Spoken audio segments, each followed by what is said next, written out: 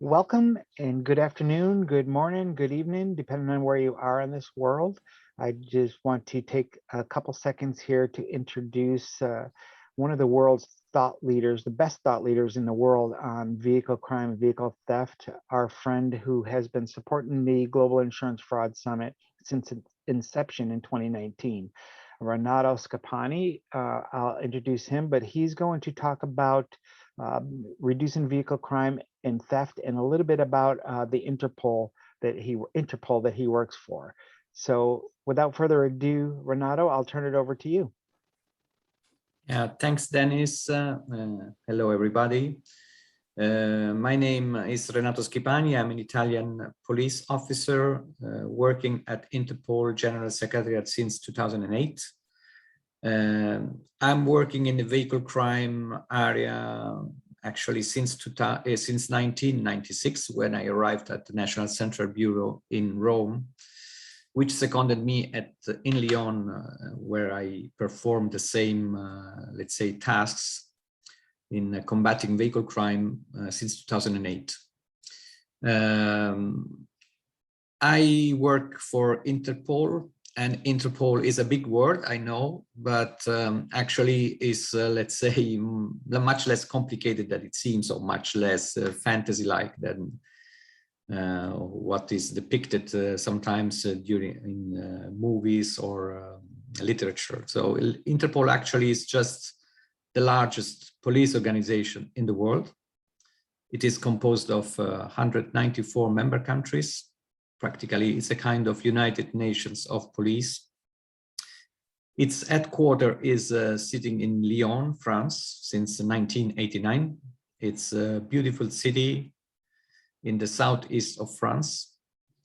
And Interpol is also, let's say, can count as well on different locations around the world, which enable easier police cooperation. Like the regional bureaus, we have several regional bureaus placed in different continents. So we have a regional bureau for Central America in San Salvador. We have a regional bureau for South America in Buenos Aires, Argentina. We have 5 regional bureaus in Africa, one for West Africa, which is in Abidjan, Ivory Coast, one for Central Africa, which is in Yaoundé, Cameroon, one for East Africa in Nairobi, Kenya, and one for South Africa in Botswana, in Zimbabwe. In Zimbabwe, I would say, in Harare, Zimbabwe, I would say, yeah. And we have as well our second main building, the so-called for innovation in Singapore. It is dedicated mainly for cyber activities, cyber criminality, and also capacity building. So this was established in 2014, and since then, I would say it's one of our point of being of pride, because it's a very modern structure and allows police forces around the world to be supported and assisted by Interpol when it comes to cyber attacks and cyber criminality. We have also then different offices in, let's say, in the most important political, let's say, establishment. So we have the liaison officer for Interpol at the EU, at the European Union in Brussels. We have the Interpol office at the UN in New York. We have Interpol office for African Union in Addis Ababa. And we have as well a liaison officer for Asia in Bangkok. So as I was saying, it is a pretty articulated structure. And the way we put together all this structure, 194 member countries plus all these offices, is via a communication system which is called I-24/7, which enables to communicate, to send messages of related to police or accessing databases or that Interpol makes available to our member countries 24 hours a day, 7 days a week, so 365 days a year. So non-stop. And these messages, which are shared via this secure communication channel, are, let's say, supported by 3 coordination centers, which are established in the 3 different locations of Interpol. So the one in Lyon, one in Singapore, and one in Buenos Aires. So, said that, Interpol is, as I said, the largest police organization, and among others, since I would say its very beginning, included vehicle crime as one of its activities. And vehicle crime, it's embedded in the organized crime unit. So I work for the organized crime unit. The subdirectorate is called Criminal Networks, and the organized crime unit is part of this criminal networks subdirectorate. So it means, at the end of the day, that vehicle crime is taken seriously by the organization. And by saying the organization is taken seriously by its member countries, because it's considered one of the core activities, because as a crime, I would say not in Europe and let's say North America, because unfortunately we are facing or tackling much more serious organized crime type. But vehicle crime, vehicle theft is, I would say, on the top 5 of the list when it comes to Africa, when it comes to South America, when it comes to Central America, is one of the criminal areas that national police are struggling to tackle locally, nationally. And so it is with, they are very, very happy that Interpol assists them in taking this crime internationally. And how does Interpol assist those countries or those areas tackling vehicle crime? First, the most important thing that we do is giving the availability of the so-called stolen motor vehicle database, which is made up of over 7 million records, and which is at the base practically of all the activities that Interpol carries out in tackling vehicle crime.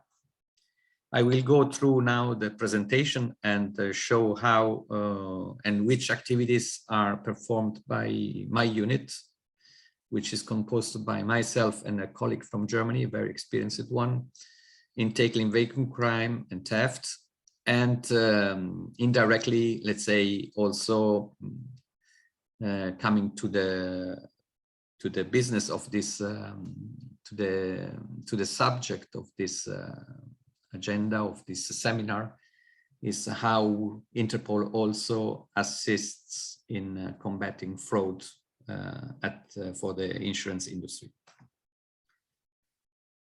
So in this slide, you see the stolen vehicles are so much more than a missing car, truck, or motorcycle. They facilitate all types of crimes. And it is so true that, as you can see, as you can read, there is no activities, no criminal activity that is not, let's say, in a way supported or which doesn't see the involvement of a car, which can be often just a car, but very, very often, unfortunately, is a stolen car. So they carry bombs, and we saw example of these in very sad episodes, terrorist attacks in Spain or in Lebanon, where stolen cars were directly or indirectly involved in the terror attacks that were committed at the railway station in Atocha, Madrid, or in order to kill the Prime Minister of Lebanon in 2005, Hariri. So in 2005, it was a stolen truck from Japan, which was used to kill Hariri. And in 2004, stolen cars were used in order to transport bombs from the north of Spain to Madrid and then let them explode and carry out the terror attack. We have seen many and dozens and hundreds of cases of drugs smuggled through by using stolen cars. It is often also stolen cars are used as exchange to pay drugs, or often they are used as stolen cars are resold in order to generate revenue for organized crime groups. So this was also the case, for instance, we had in Europe where criminal groups were offering stolen cars, asking in exchange women that had to be then exploited as prostitutes for the organized crime that was facilitating stolen cars. So as you see, it's a pretty very complicated domain, and vehicle can really be used for any kind of crime. So this is a slide that shows that introduces what we would like to achieve in as ambitious program that we have started. And this vehicle crime landscape, as you see, that includes a lot of actors from the supply chain, from the birth of the car until the car goes to the scrapyard. As you see, there are a lot of actors being involved: the manufacturer, the car dealer, the registration authority, the leasing company, the insurance company, law enforcement, last but not least, the scrapyard. Any of these actors has different information available, which you can see in the slide. So you have the VIN, the different components that can be provided, those information by the manufacturer. Then we have registration authority that provides the plate and provides also the name of the person of the company or the company whom the vehicle is registered to, and so on for the others. And last but not least, but also the insurance company has information that may be very, very relevant when we talk about fighting vehicle crime, such accident claims, insured to who, salvage claims. And you know that many data belonging to salvaged vehicles are then used by criminal groups in order to clone vehicles and make very difficult life to police officers to identify cars. The ambition Interpol has is to create the INVEX global platform. I will shortly speak about INVEX, what INVEX is, but INVEX is so far a cooperation public-private partnership that we have with the car manufacturer. So we are in collaboration with the manufacturer and exchange information with them. Unfortunately, this is not the case so far with the other actors belonging to the supply chain of the vehicle crime landscape. So we exchange so far with the manufacturer, but our ambition is one day to exchange also with all the other relevant actors in order to create the so-called INVEX global platform, where all data could be, let's say, fed into the, could fed this platform that then could create dedicated alert for all the actors, and especially for law enforcement, and let's say make life for criminals much harder than it is today. As I was talking, the Interpol Stolen Motor Vehicle Database is the base by which we carry out all our activities. It is a very important tool, and it is made of over 7 million records to date, and any type of vehicle is included. So I would say passenger cars, trucks, motorcycles, heavy machinery as well. And it can count on the participation of 129 countries. So it's a pretty, let's say, we have a reasonable good number of participating countries. And as you can see, we have over 267 million searches in 2018. So we have more or less the same, if not more, in 2019. And over 118,000 motor vehicles that could have been identified as stolen by using this database. So, as I was saying, the database is the base for our activity, and one of our activity is, if not the most important activity that we are running today, is called Project INVEX. INVEX is an acronym which stands for Interpol Vehicle Data Exchange. It's an initiative which was nationally started in Germany in the early 2000s and then was internationally developed through Interpol, so that this cooperation with car manufacturer is now available internationally through Interpol. The objectives of this project, of these initiatives, are to, from one side, to improve the quality of data which are inserted in the Interpol SMV database, the stolen motor vehicle database, and most importantly, for a police point of view, to develop ways of detecting stolen cars in cooperation with private entities. The process by which this happens is a cooperation between Interpol and the vehicle manufacturers in a two-way flow of selected data between Interpol and vehicle manufacturers. By this kind of cooperation, we were able, so far, starting 2009, when the project had its inception, to date, over 25,000 hits across 112 countries. And here I would like to underline that the participating countries so far in INVEX are only 22. And the reason why we have such a limited number and only from one region is because there are some prerequisites that need to be fulfilled in order to participate to INVEX.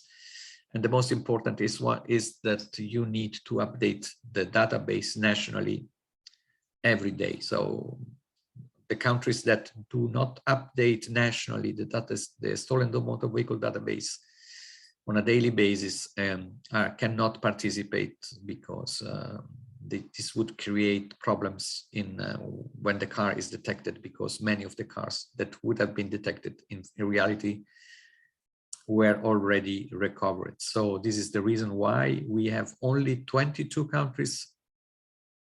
Coincidentally, the region that fulfills more this requisite that I stated before is Europe. So that's why the European countries are participating in this initiative. It's not because of racism or discrimination with other regions, but the prerequisite is fulfilled by many European countries and unfortunately not by the rest of the world.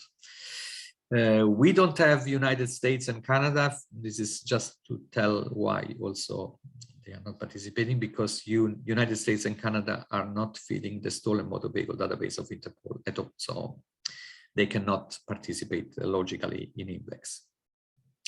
But as I was saying before in this slide, we have 112 countries which were indirectly or directly involved through the INVEX project. So starting from 22 only participating countries, this is a very big result. The benefits of this initiative with the car manufacturer is easy again to underline. So recovering stolen and cloned vehicles, uncovering cases of insurance fraud, detecting flows in supply chains, disrupting activities of criminal groups, improving quality of Interpol database, and strengthening relationship with the private sector. This is the slide which shows what I was saying before. You can see that in yellow, it's the region which is at the moment the INVEX 1 country. So the INVEX region of the participating countries, and in orange you can see how many regions and countries were impacted by INVEX hits.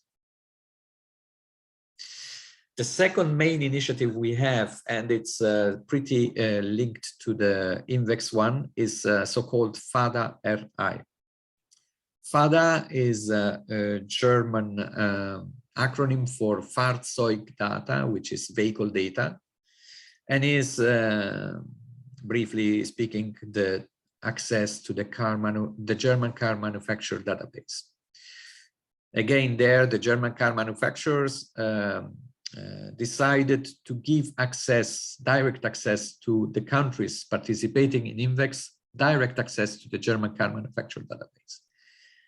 That's what we call it Research International, because FADA is just a German initiative, but thanks to Interpol, it became international. So thanks to this initiative, we are able to assist member countries in order to consolidate the vehicle identification information of all global major car manufacturers. So far, we have only the German ones, but we count on giving access also to other car manufacturers' database.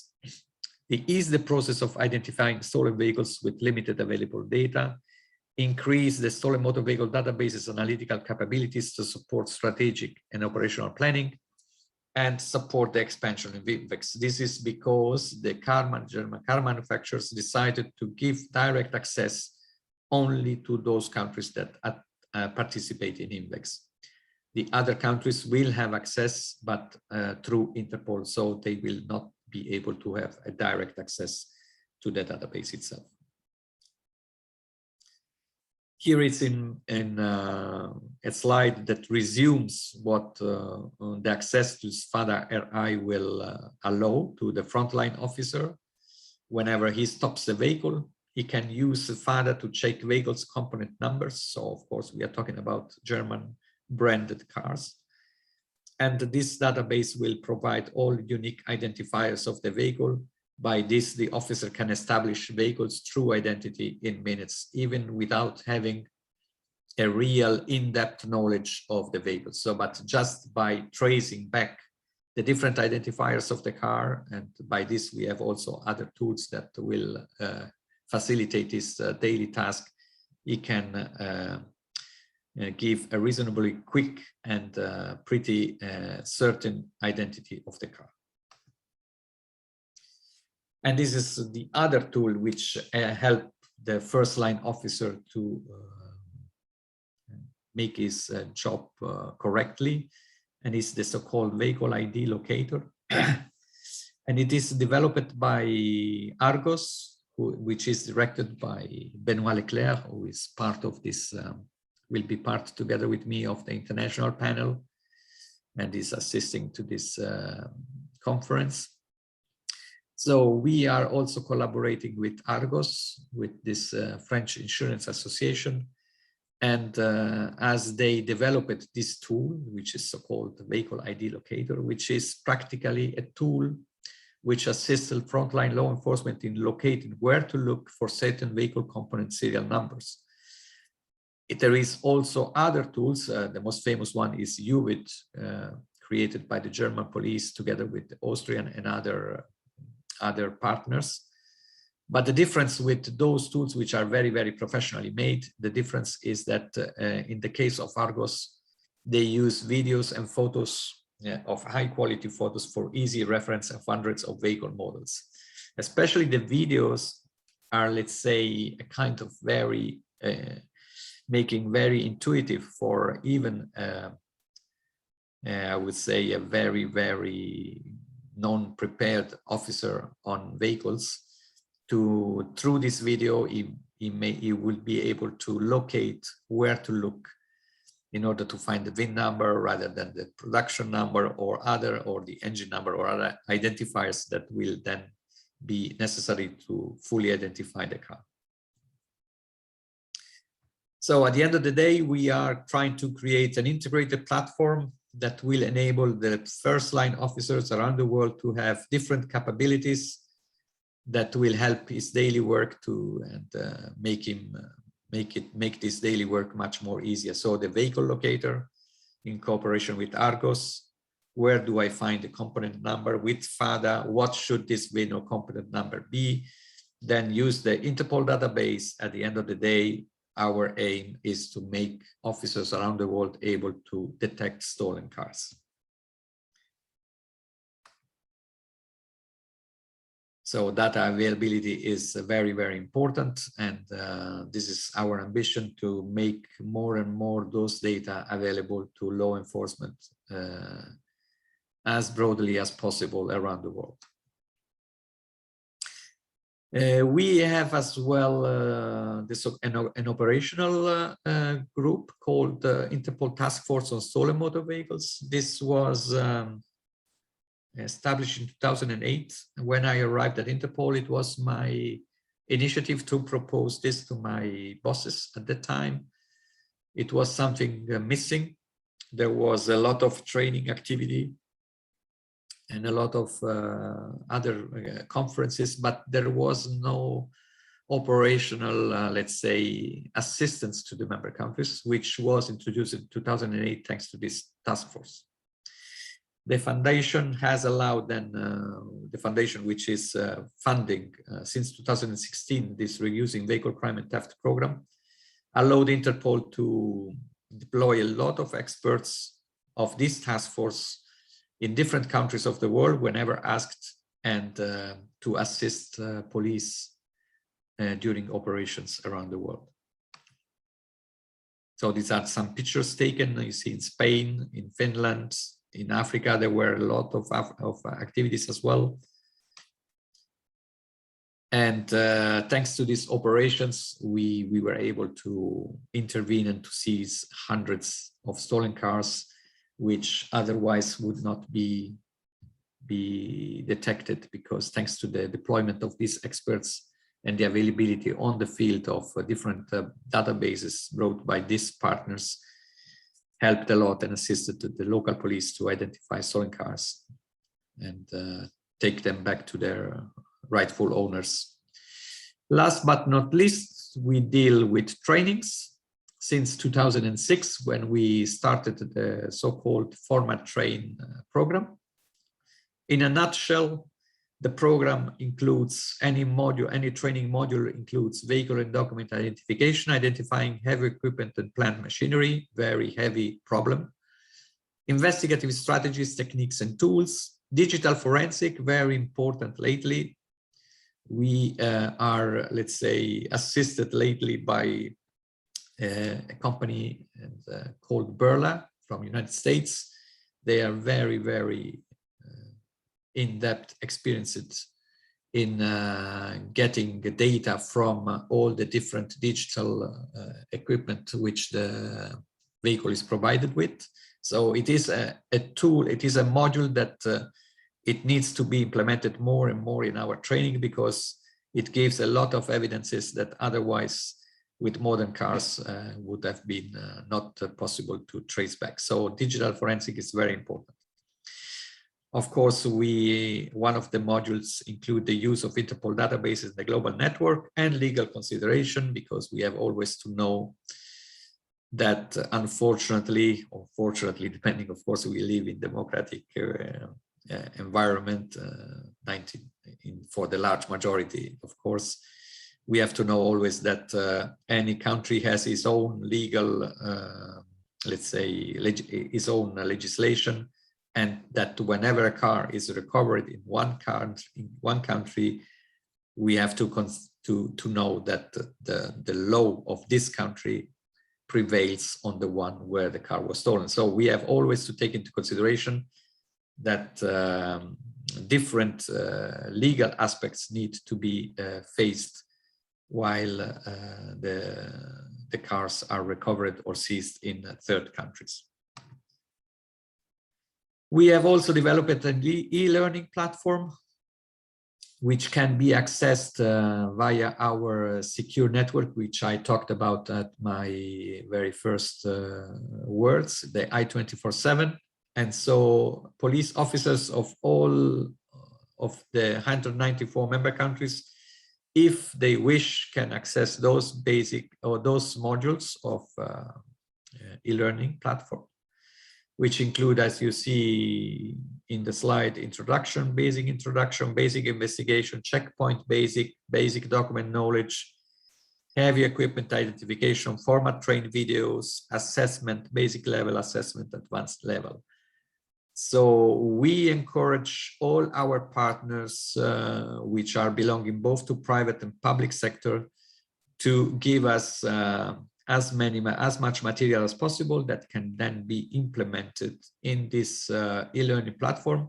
This material may be just written ones or manuals, but today more and more I encourage that Interpol may be provided with videos that are much more interactive and much more intuitive for even basic learners around the world.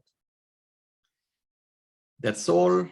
Here are the details, both for me and Matthias, my colleague at Interpol.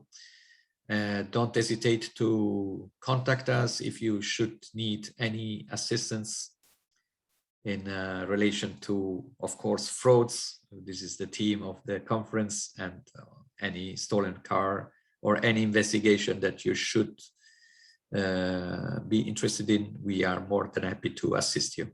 Thank you.